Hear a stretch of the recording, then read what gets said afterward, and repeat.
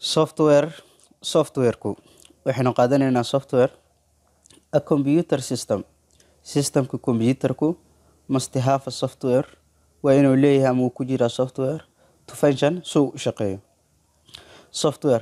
softwareku is the set of instructions waa isku xirka programyada ama programs waa programyo that tells the computer taasoo computerku sheegaysa how to perform task sida howlaha uu qaban lahaa ama u fulin lahaa programyo ay howlo ku qabtaa. Software is intangible. Software lama taaban karo. It cannot be seen. Sidoo kale lama arki karo. And touched lama taaban karo. But it is effect. Balse waa la dareemi karaa. Waa lidka hardware waa. There are waxaa jira two primary types laba qaybood oo loo qaybiyo software. Software-ka waxayna kala yihiin system software. Qaybta koowaad waa software system-ku wato. Midda labaad waa maxay application software. Waa software oo application ah.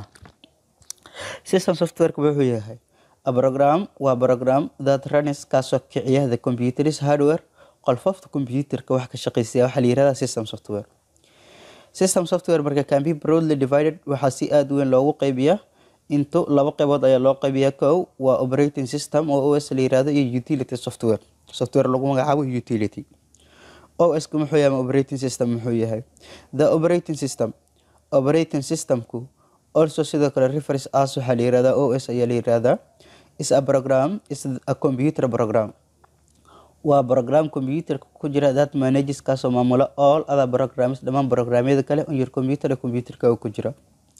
Some examples qaar kamid ah tusaalayaasha in OS include operating system waxaa kamid ah Windows ka kamid ah Linux ka kamid ah iyo Mac OS ka kamid ah. Utility software muxuu yahay waa qaybta labaad is a form of a system waa habka system software-ka oo kale waa. Functions of utility software shaqooyinka uu qabto software-ka lagu magacaabo utility-ga muxuu yahay is to manage waa inuu maamulaa computer files ama wuxuu maamulaa computer files xogaha computerka ama fileska computerka uu maamulaa. Some examples marka qaar kamid ah tusaalayaasha of utility software include waxaa kamid ah antivirus lidvirusyada ayaa kamid ah graphic editor waxyaabaha lagu qorxay lagu edit garay sawirada kamid ah calculator iyo shayga la yiraahdo calculator lagu xisaabiyo loo isticmaalo xisaabaadka.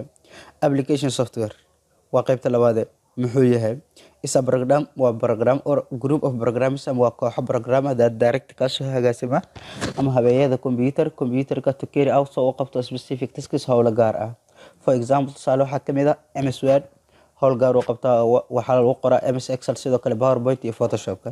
Types of application software isagan laba loo qaybiyaa general purpose iyo tailor made or customized ayaa loo qaybiyaa.